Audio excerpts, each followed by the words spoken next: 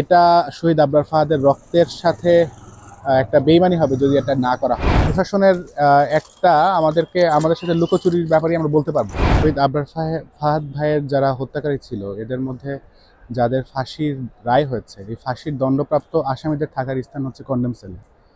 তো condemn sell হচ্ছে অনেক সুরক্ষিত একটা স্থান, যেখান থেকে আসলে কারোর পালানোর সুযোগ থাকারই প্রশ্ন ওঠে না।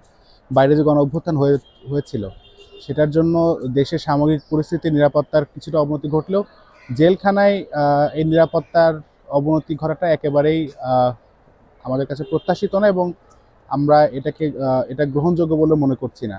তো জেলখানা থেকে 6ই আগস্ট একজন মৃত্যুদণ্ডপ্রাপ্ত আসামি পালিয়ে যাবে এবং এত দিনের মধ্যেও তাকে গ্রেফতার করা হবে না, এটা আমাদের কাছে একেবারেই দুঃখজনক, লজ্জাজনক এবং ন্যাক্কারজনক। আমরা মনে করি যে পলাতক আসামিকে সরকারের উচিত অতি দ্রুত গ্রেফতার করে তাকে আইনের আওতায় নিয়ে আসা।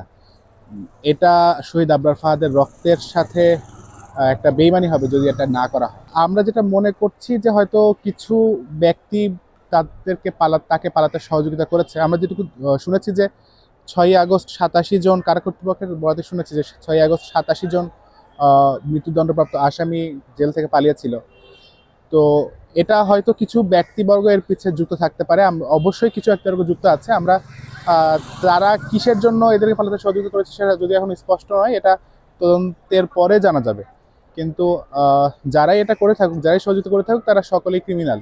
তো তাদের সেই ক্রিমিনাল অফেন্সের জন্য তাদেরকে আসলে আইনের আওতায় নিয়ে আসা প্রয়োজন, তাদেরকে দ্রুত গ্রেফতার করা প্রয়োজন। এবং তারা যে এইভাবে পালাতে সহযোগিতা করেছে, এই ব্যাপারটা কাদের কাদের মদদে ঘটেছে, ঊর্ধ্ব মানে আমাদের ঊর্ধ্বতন কোনো কর্তৃপক্ষের হাত ছিল কিনা, এই সবকিছু খতিয়ে দেখা প্রয়োজন।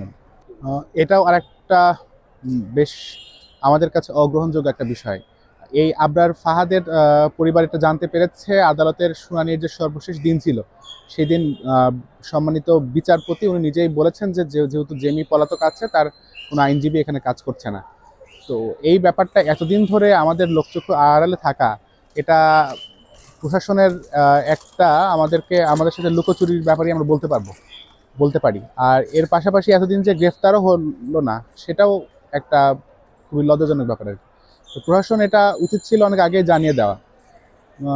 যেখানে যে কোনো জায়গায় একটা ক্রিমিনাল অফেন্স ঘটতেই পারে, জেল থেকে আসামি পালাতে পারে, কিন্তু সেই পলাতক আসামিকে দ্রুত খুঁজে বের করার যদি সদিচ্ছা আমরা দেখতে পেতাম, তাহলেও আমরা জিনিসটাকে পজিটিভলি নিতাম। কিন্তু আমরা এখানে সদিচ্ছা একেবারেই দেখিনি। আমরা দেখিনি যে এই 6 মাসে তারা আমাদেরকে জানায়ও নি এবং 6 মাসে গ্রেফতারও করেনি। গ্রেফতার করার কোনো প্রচেষ্টাও পরিলক্ষিত হয়নি। সুতরাং আমরা এটাকে কোনোভাবেই পজিটিভলি নিতে পারছি না। এটাকে আমরা সম্পূর্ণরূপে মনে করছি যে প্রশাসনের গাফিলতি, এবং এইখানে তাদেরকে যথেষ্ট জবাবদিহি করা প্রয়োজন।